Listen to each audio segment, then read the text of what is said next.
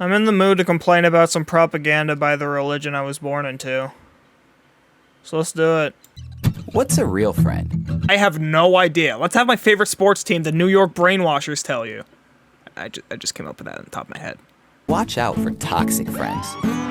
Toxic friends care only about what they can get out of you. Hey, wait a minute. Isn't that all you care about, governing body? You're a little hypocritical here. They tear you down because of the way you talk, the way you look, or even for your beliefs. Hello, Danielle, my sister who was born into this religion. What do you have to say to your friends, the governing body? I miss my family. Real friends aren't like that. They let you be yourself. They don't let their followers have beards. Doesn't that sound a little bit judgmental in the looks department? Also, they shun you depending on if your beliefs change. That's a little hypocritical, guys. Now it's time to put in some work.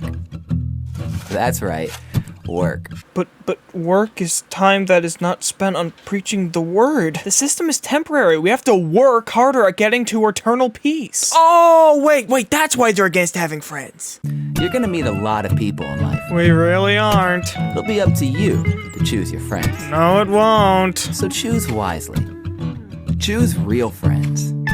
But what is a real friend, you might ask? Well, the next video explains it in more detail, so let's check that one out. It's about social networking. And see what all your friends are up to. It's pretty easy. And that's the problem. Sometimes it's a little too easy. You see, a social network may look harmless, but once you log in, watch out. It could be a dangerous place. Because you can come across with someone who's, God forbid, outside the religion. They might talk some sense into you. This is something they love doing. They try their hardest to keep their followers away from the outside world so they won't be revealed that all this is bullshit. That's also a keen factor about their shunning policy. No, they don't shun people because the Bible sorta kinda barely hints at it. They shun people because if everyone had freedom, then there would be less members. So if your parents allow you to have an account, you have to be smart. I'm not sure why they said if your parents allow you to have an account. They don't leave the parenting up to the parents. The governing body tells parents what's right and wrong and what toys their children should play with. Don't post anything that you wouldn't want to see on the TV news. Pepsi for TV news. Your photos and comments say a lot about you. So, if you've made a fool of yourself, ask, is this how I really want people to view me? Not just now, but in the future, like at a job interview. Silly governing body, you don't want people to have jobs. Also, imagine someone not hiring you because they saw a social media post made a year ago of you drinking alcohol. Uh-oh.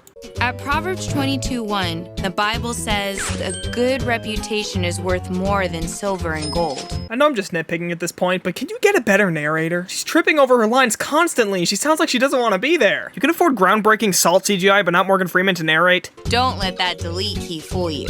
Posting something on any social network is kind of like writing in permanent ink. If you're famous, but if your Jehovah's Witness, you sure as hell ain't famous. Also, that isn't where the delete key is, you idiot. Some people have hundreds of online friends. Some have thousands. So you may think the more friends the better, right? Actually, no.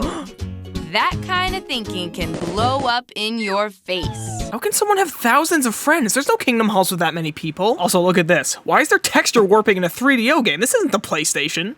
They may use bad language or post about things you know are wrong. Those just aren't the kind of friends you want to hang around with. Not even online. And why do we know it's wrong? Because the governing body told us. It's all a pattern. I love how her voice gets more intense all of a sudden, as if this is the most dangerous thing by far, despite previously mentioning people using your personal information against you. I didn't show you that part because it's the only part of the video that actually makes sense. And there's another danger.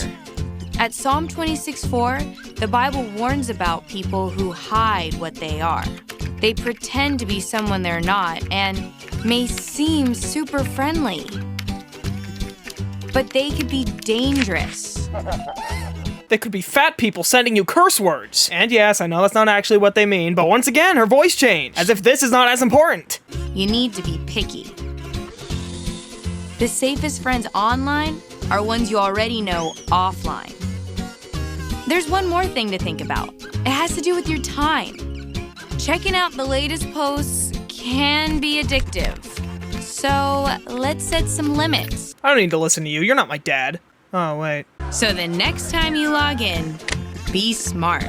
Social network smart. No, thanks. I'm good. Guess I'm a murderer.